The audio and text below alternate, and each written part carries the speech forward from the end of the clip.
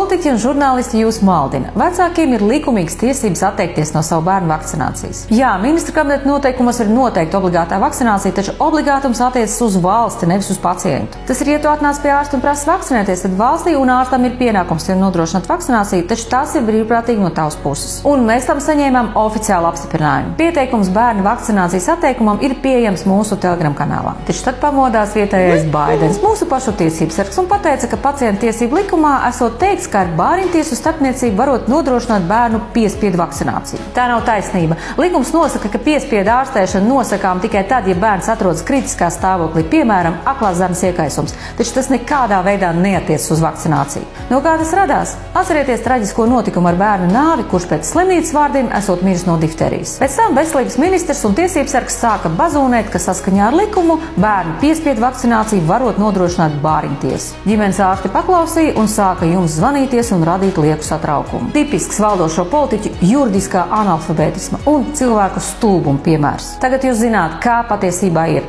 taču stāstam ir turpinājums, un par to nākamajā video.